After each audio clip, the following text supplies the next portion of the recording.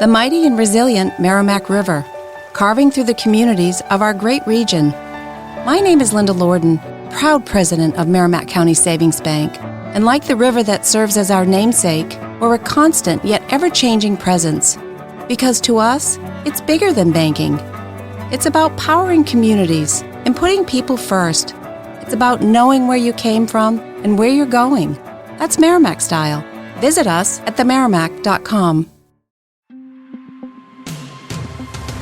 Hey, it's Kim Commando Today, your daily podcast to keep you up to date with all things digital and beyond.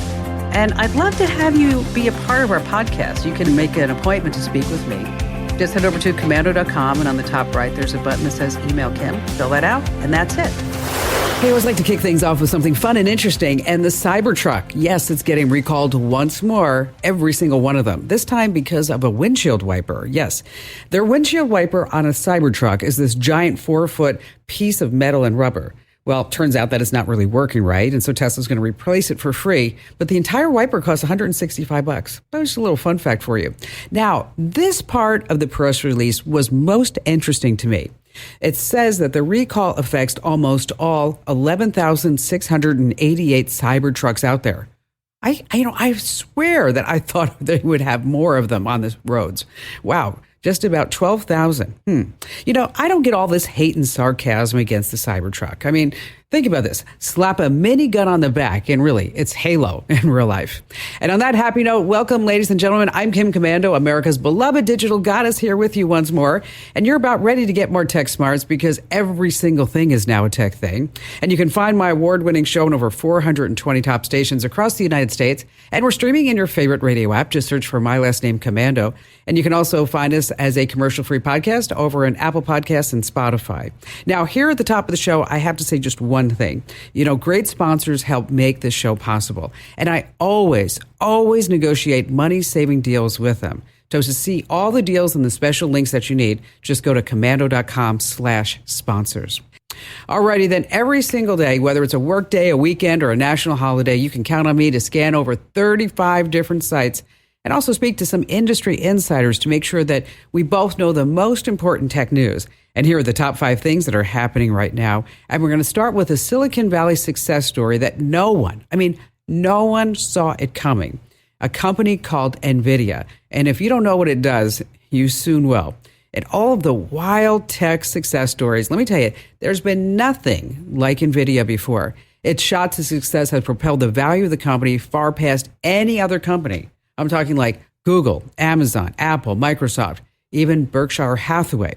Nvidia is now the world's most valuable company, just edging past Microsoft. Depending on the day, it has a total market cap of $3.47 trillion. Yes, $1 trillion. But what exactly does Nvidia do? Well, it's nowhere to be seen on the list of the most recognizable brands. And while you weren't looking, the company became the top manufacturer of chips that are used in gaming, crypto, your car, robotics, appliances, and wait for it, artificial intelligence. Let me tell you, Nvidia chips are everywhere. And the average net worth of an Nvidia employee with company stock is at least $10 million.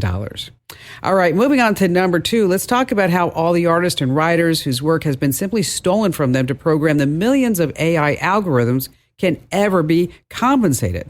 See, here's the deal. When you look at ChatGPT and all of AI through the eyes of those it has stolen from, you may look at it a new way. Okay, AI's fun, it's glitzy, it's futuristic, but perhaps AI is the single largest theft of intellectual and creative property in human history. Because let me tell you, no matter how you slice and dice it, AI is and always has been built on top of this Mount Everest-sized theft of just a ton of creative professionals' hard work. But here's the deal. No one wants to talk about it. No one wants to take responsibility. No one wants to investigate it. No one wants to prosecute anybody. I mean, where's the Department of Justice? Where's the outrage? Who's going to pay for the victims? I mean, come on. Why are we letting this theft just happen? Moving on to number 3, let's talk about insurance companies. Wow, especially those of you who are tuning in California right now. I mean, insurers are worried about wildfires and floods, and they're just canceling homeowners' policies. Yeah, okay, I have a second home in California. I just got a letter. Okay, August, we will not insure you anymore because we are leaving the state of California. But now you can get canceled literally out of the blue, even if you don't have a home in California. Here's what's going on. A growing number of home insurance companies are just canceling or just flat out refusing to insure customers after using drones to photograph their homes. Yes, because the drones are exposing damaged roof shingles, backyards full of junk, overhanging tree branches. And you're going to love this. Swimming pools and those trampolines that the homeowners failed to tell the insurance companies about. So, an invasion of privacy? Probably not. Almost all of us and our homes has been cataloged from the air. So remember, if it's out in the open, you can legally photograph it. And that's exactly what the insurance companies are doing. Moving on to number 4, I don't want you to buy a new iPhone right now. Why? Because the iPhone 16 is coming. And unlike past years, the iPhone 16 is just not this minor update, okay? The new iPhone 16 is coming in September or maybe October. And inside, we're going to have really a Nikon or Canon camera in terms of photo quality, effects, color saturation, contrast, and sharpness. And next, you'll be able to edit and even unsend messages on any phone, even if it's not an iPhone. But the big deal is AI. They're calling it Apple Intelligence. It's not going to rely on the cloud and remote servers for these mundane tasks like reminders, your calendar, your contacts. And then for speed and security, all of that's going to be handled by what they're saying, Apple Intelligence, get it, AI, within your iPhone. Now, only when it requires information from the outside world will it actually reach into the cloud. Oh, remembering passwords is over with Apple's new password manager, and Apple's assistant Siri will interface directly with ChatGPT. And finally, Siri is going to get smart. They're saying with Apple Intelligence, Siri will know the mood and the meaning of your questions and answer appropriately. Yeah, wait for that day to happen. And finally, this coming in at number 5, with the COVID emergency long gone, can employers fire workers who refuse to come back in the office? Okay.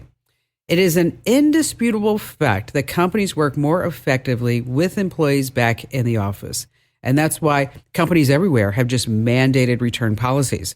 Musk did it, so did Disney, Amazon, Apple, IBM, Citibank, Google, my company too. But is this legal? In Connecticut, an office worker with a heart problem and anxiety was fired, even with his doctor's note, after refusing to come back into the office. Okay, now he's suing. Now, you have to know before COVID, this employee had no problem at all going back into the office. So this lawsuit is just one of many being filed across the country. Now, it's an uphill and expensive battle for the employee, and the outcome is not a slam dunk for the employer either. But this is definitely one to watch, which reminds me of what the heck happened to Glassdoor? I mean, if you don't already know, Glassdoor is a site where employees can post anything about any business, quote unquote, anonymously. Okay, let me tell you, people used to come to job interviews with me all the time and ask about my Glassdoor reviews. I mean, for example, there was one in there that said that I would actually stand in the parking lot with a clipboard and track when people were coming and going. Okay, far too busy for that. Plus, it's 120 degrees. I mean, there's another one who said, you are not allowed to laugh or have fun at the commando show. You ought to see the video that we posted in response to that. But the reason why I'm bringing it up is Glassdoor is now requiring all folks to register their real names in order to post reviews. Yeah, because Glassdoor was getting sued for all the anonymous reviews that were nothing but defamation. Glassdoor, what a pain. Yes. Ooh, good one, right? All right, coming up, we have some ways to catch those creepy Airbnb and Vrbo hosts. Oh, burner phones. What are they good for? You're going to be surprised. Oh, we have easy ways to get your slides and negatives right into your photo library. We have your terrific phone calls, and you have me, Kim Commando.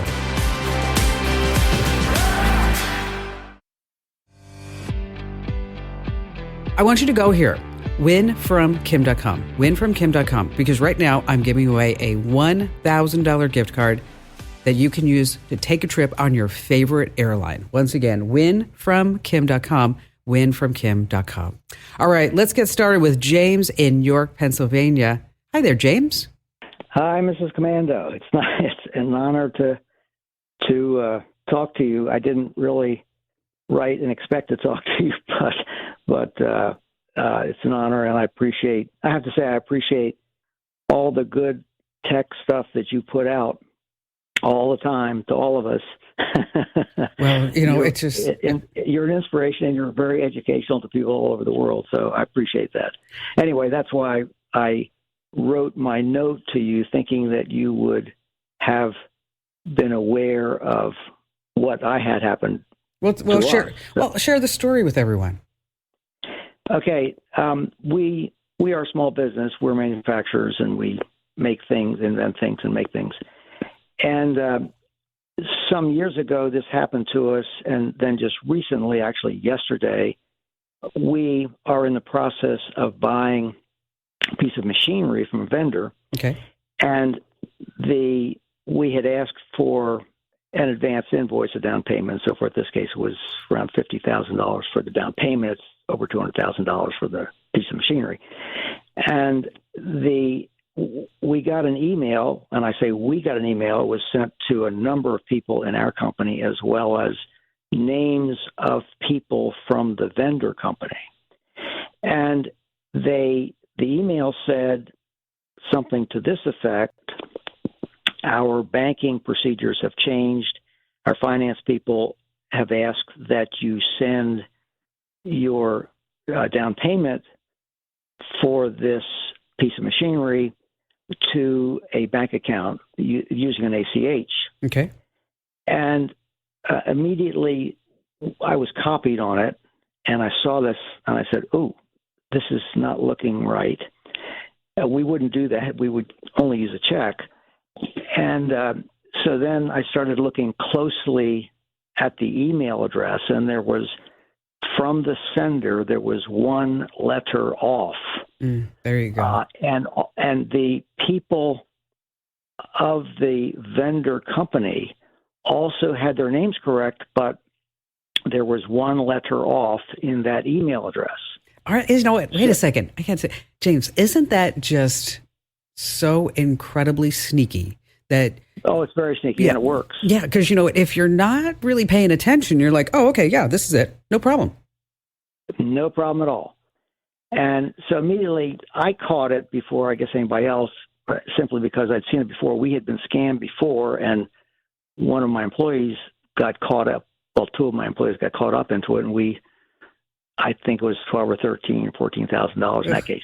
Yikes! So wasn't particularly looking for this to happen, but it happened, and of course we didn't send the money. And of course I called the vendor immediately, and of course they verified that they had not changed bank accounts. Then I pointed out that the email addresses for the sender of this email was one letter off. Mm-hmm. Very tough to see in the email address. So they verified that they had not sent that, and of course we weren't about to do an ACH for $50,000 too. Right. Because you know what? You'd send that off. You'd never get that money back. You'd never get that money back.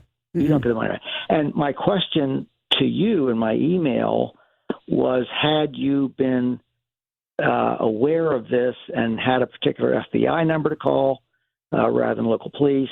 And that was thinking that since you seem to know everything, maybe you had come across this and could give us advice as to how to do it, except obviously not pay the bill to the wrong address.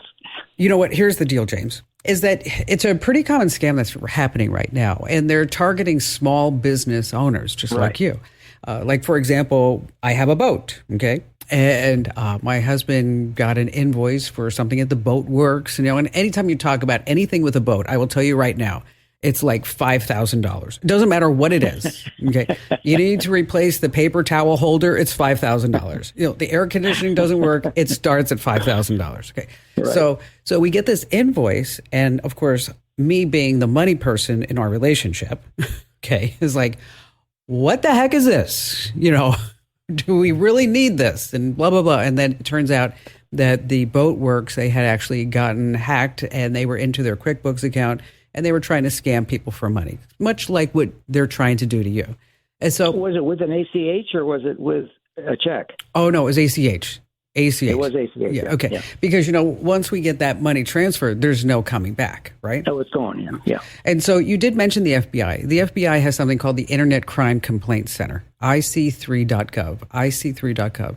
And this is where you provide all the detailed information about a scam that has happened to you, whether it's for your business or your person. And then you might be thinking to yourself like, oh my gosh, this is the FBI. They don't care about James in York, Pennsylvania. Okay. Yeah, they except for in taxes. Well, of course, man. Though they ever, all of a sudden it's like, oh yeah, we love you, James. We love you so much. We love you for a long time. You need to give us more money.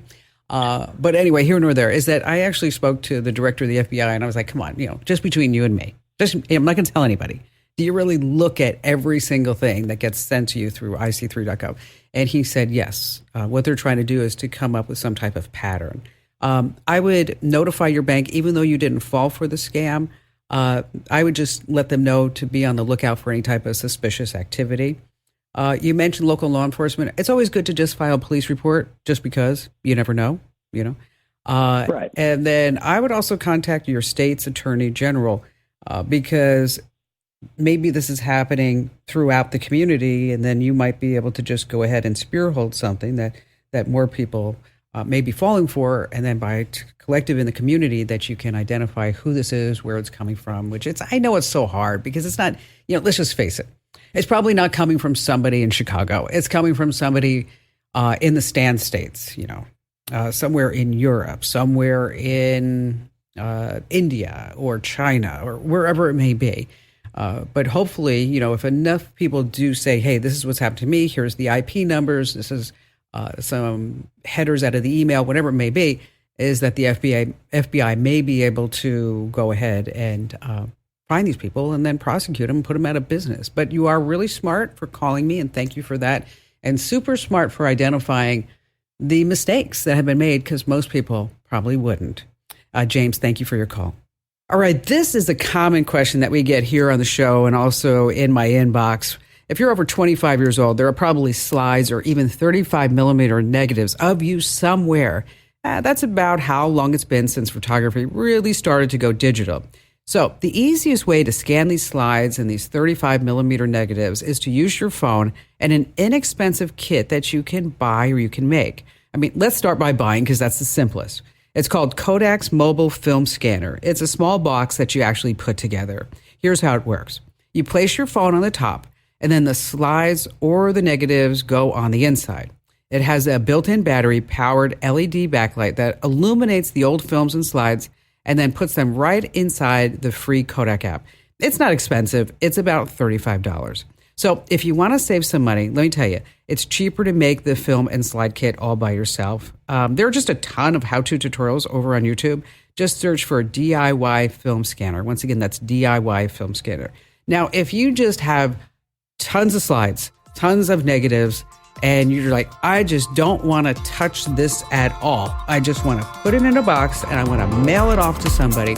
Well, it's going to cost you a lot more money, but that's where you want to use sites like LegacyBox or iMemories.com. But again, be prepared to pay. All right, stay right where you are. We have some ways to catch those creepy Airbnb hosts here on the Kim Komando Show. A tip that you definitely don't want to miss.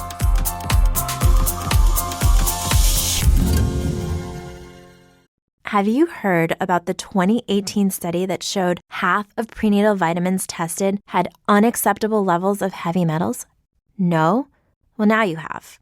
I'm Kat, mother of 3 and founder of Ritual, the company making traceability the new standard in the supplement industry. I remember staring at my prenatal vitamins and finding all these things I was trying to avoid: high amounts of heavy metals, synthetic colorants, and unnecessary ingredients. So, at 4 months pregnant, I quit my job and started Ritual because I believe that all women deserve to know what they're putting in their bodies and why. I'm so proud of our prenatal vitamin. The ingredients are 100% traceable, it's third-party tested for microbes and heavy metals, and recently received the Purity Award from the Clean Label Project. You see, we trace like a mother because, let's be honest, no one cares quite like a mother. But don't just take my word for it. Trace for yourself with 25% off at ritual.com/prenatal. All right, before you even think of going to an Airbnb or Vrbo, I have to tell you about how you can check for hidden cameras because it's just creepy. It actually happened to me. I mean, I rented a place on Airbnb and then I started looking around. I'm like, there are cameras everywhere. And then later on, what are burner phones and what are they really good for? I bet you're going to be surprised by that answer. And before we go back to all of your phone calls, let's talk about if you're sitting on your butt all day in front of a screen. It's just really bad for your health. So here's how you can start taking some screen breaks. First, for a week or two, find out what you're really doing during the workday. The best way, I know it's not fun, but it's to keep a log of what you do and when. You can make a list, or better yet, there's an app called Rescue Time, and you might want to check that out. It automatically tracks the programs you use and the website that you visit. And then from this list, hopefully, there are things that you can delegate or maybe just totally get rid of altogether.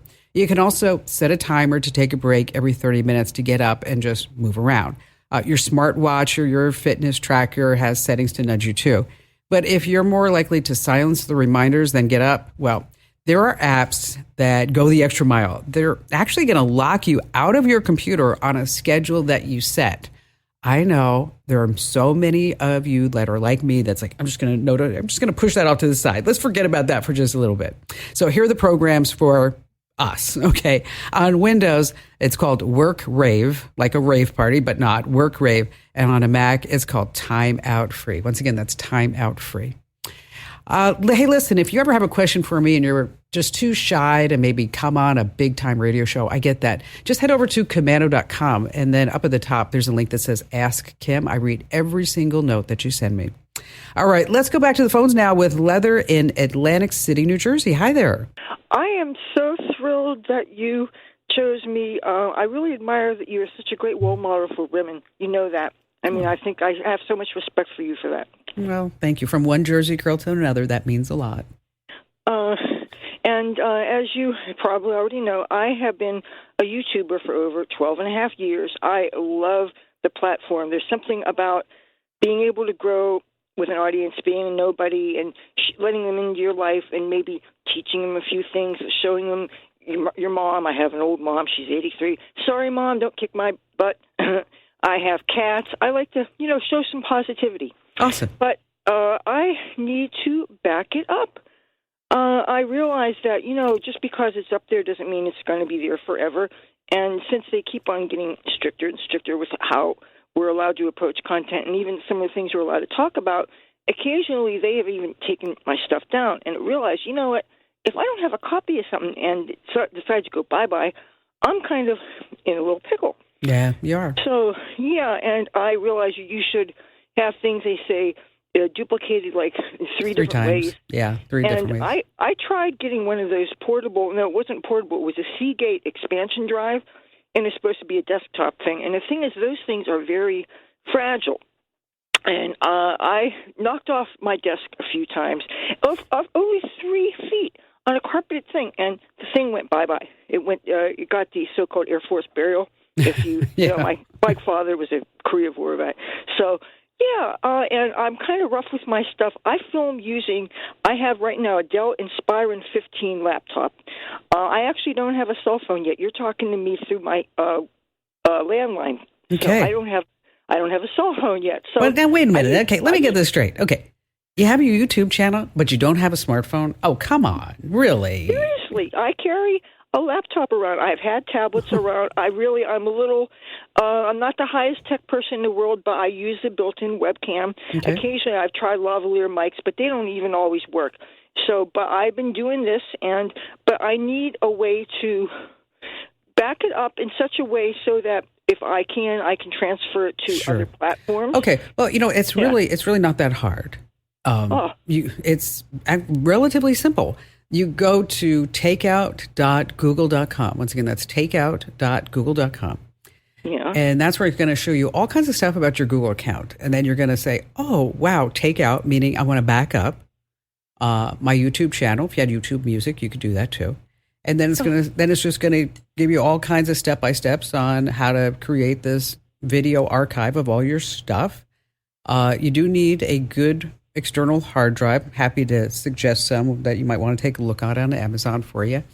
But generally speaking, I'm a fan of Western Digital drives. They're simple to use, and My Passport is something that you might want to look at. And then the 321. Okay, so now you have it on YouTube. Okay, then you also have it on on external hard drive, and then it's up to you. Maybe you might want to upload your videos over to, say, Dropbox or someplace like that. But as far as dropping things. All right. Well, you have to be careful with that. Okay. There are cases that you can put the drive in, but I would suggest, since you know that that you are susceptible for dropping things, or maybe it's the cats, I'm not sure, is that start looking at your arrangement. And especially if you're carrying your laptop around, make sure it has a good case and good things like that. So if you need some recommendations on some hard drives, just let Anna Marie know. She's screening our calls today. I'm happy to, put some recommendations over on the website at commando.com, not just for you, but for everybody else. And again, that site to back up your YouTube videos, it's takeout.google.com. Leather, thank you for your kind words about being a woman from Jersey and being a successful entrepreneur. I couldn't do it without you folks. Wow, I couldn't imagine walking around today without a phone. Could you? Oh, I don't know how she does that. Let's see. Tom in Memphis, Tennessee. Hi, Tom. My question is, a lot of times when I go to the doctors and I read their privacy form, when I'm reading it, it says that they have the ability to sell my information to advertisers. And I tell them I don't want to sign that paperwork. And they said, if you don't sign that paperwork agreeing to that, then they can't see me. Okay. Right. Well, under HIPAA, right? It's called Protected Health Information, PHI. And under HIPAA, they have to tell you this, that they are going to get your explicit authorization for them to do anything with your materials and sell it for marketing purposes. But they can't do it unless you say, yeah, it's okay. So what happens is they say, if you don't sign that piece of paper, they don't want you. Yeah, they don't want you as a patient, right? Okay, right. It's a fine line. It really is. You're probably only one of 10,000 people that actually read the privacy policy. Everybody else goes sign. Initial. Yes, I'll pay you. Leave me alone. When can I see the doctor? Right? Okay. So, yes. What you can do is you can ask them why it's needed. You can also ask them if there's a way for you just to opt out. At so many doctors' offices now are asking for your social security number, especially when it comes to kids. And, with my son, I'm like, why do you need his social? I mean, what are you going to do with it? Because I'm responsible for the bill. Unfortunately, they probably are part of an EPIC system, which is the whole hospital-wide medical care system. I'm talking about the back-end computer systems where that's probably built into the system, and there may not be a good way to opt out. But it's an interesting question. Let me do some homework on this, Tom. Let me see if there's a way that you can. You'll love this part. So I read the PHI, and it says that you can opt out, but you need to sign. It has to be in writing, and you have to mail it to them, and then they have the right not to honor what you're opting out. So you write them a letter, and they say it's up to us to say yes or no? Yes, that's what it says. That's written policy. Oh gosh, I'm glad you told me that. That seems really wrong. Okay. So I have one of the brochures that says that, and I'll be happy to send it to you when I get a chance to do that. You know what? I would love to take a look at that. This sounds like something that I should bring to our local congressman and say, what's going on with this? And how do we get around this? Because the sale of our data is just so pervasive, isn't it? It's unbelievable. It's provided when you have a referral from your doctor to the next doctor. The amount of information that goes by fax, that is laying on the fax machine, it's all your data. Yeah, it's not just fax. It's also because of this EPIC system that they all talk to each other. You might find this interesting. It's probably a report that was done, I want to say 4 or 5 years ago, Tom. that it was about Epic Systems and how it was developed and how many hospitals actually really use it. You might be able to find it on YouTube on the CBS. Did you ever watch CBS Sunday Morning? Yes. Okay. So it was on CBS Sunday Morning, I want to say like 4 or 5 years ago, where they talked about Epic System and all the data and where this stuff is going and who is behind it and who actually found it. It's a woman, by the way, a computer scientist who put all this together. And she is a true billionaire. And I think she was like 75, 80 years old, and she's going to work every single day, sharp as a tack. I'm like, yes, love that. Send that off to me, Tom. I put you on hold, and Anna-Marie, go ahead and give you an address where you can mail that off to us or email, whatever works for you. And thanks for your call today. All right, let's switch gears a little bit and let's talk about your privacy. And this tip has been brought to us by here.com/Kim. All right. After years and years of creepy hosts doing who knows what, Airbnb did put an end to the weirdo indoor security cams. So Airbnb says that they're now preventing any security cameras inside vacation rentals. All right, we're all hoping that this is curtains for those weirdo hosts, but don't bet on it. You know, there's too many creeps in the world. I want you to do a quick scan for any hidden cameras, and here's how. First, turn off the room's lights and scan for any small green or red LEDs. Now, night vision cameras blink or shine in low light. Then check for any one-way mirrors with hidden cameras. What you do is you shine your phone's flashlight through them. If one side of the mirror is more brightly lit, you have a problem. Next, this is really important, check the devices connected to the rental's wireless network for anything strange. Now, if all of this is just totally freaking you out, you can pick up a hidden camera detector on Amazon. They're not expensive. They're about $50. And if you're looking for my recommendation on them, just head over to commando.com and in the search box, just type in a hidden camera detector. All right, still to come, we have more of your phone calls as well as a great tip about burner phones, why you might want to start looking at them here on the Kim Komando Show.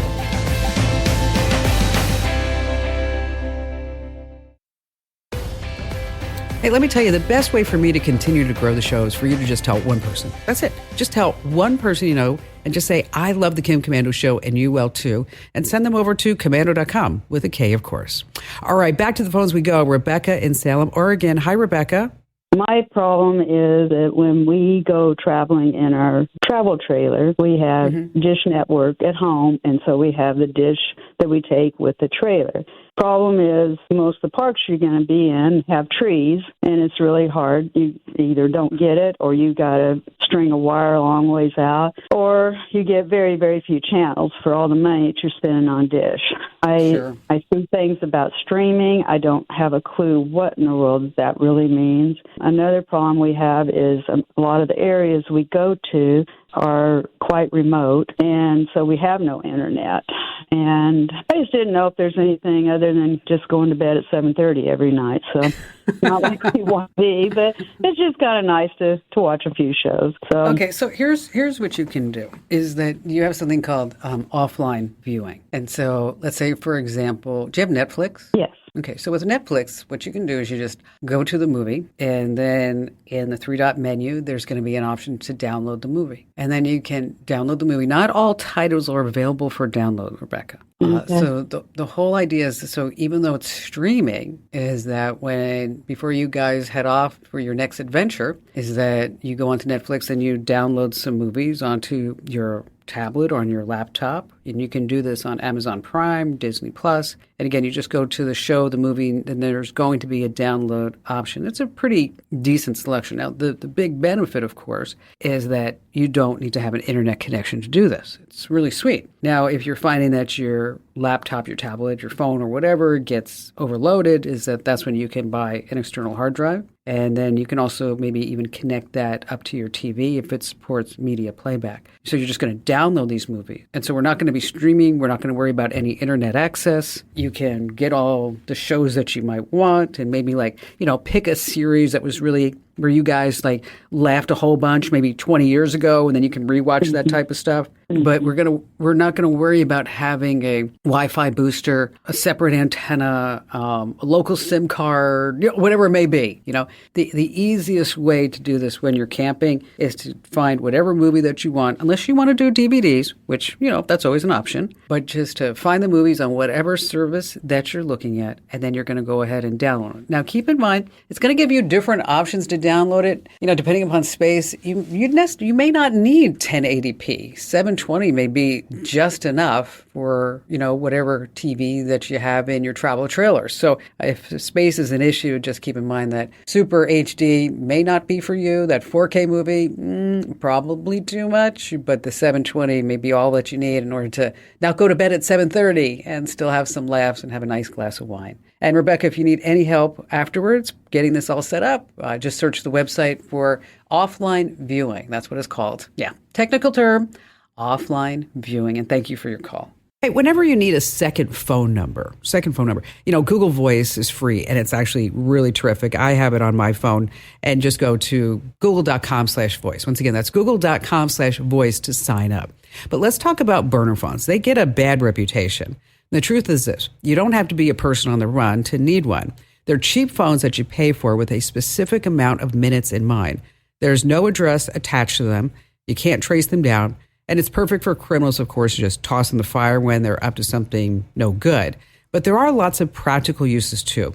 You can use them for the same reason that the bad guys do: privacy. Say, for instance, you need to put your phone number online. Well, that opens the opportunity for you to get spam calls, texts from weirdos on your personal cell. So you can get a burner to post a number online instead. Or how about this? What if you forgot your phone in the middle of an emergency? Well, because of an FCC order, all mobile phones must be able to call 911. So you can keep a burner phone in the back of your car, the bottom of your purse, so you always have access to emergency services. And just a reminder, make sure that you enter to win that $1,000 gift card at winfromkim.com. This program is a copyrighted production of Westar Multimedia Entertainment and protected by the copyright laws. Any rebroadcast or use of this program for commercial, business, economic, or financial purposes without the written permission of Westar Multimedia Entertainment is strictly prohibited.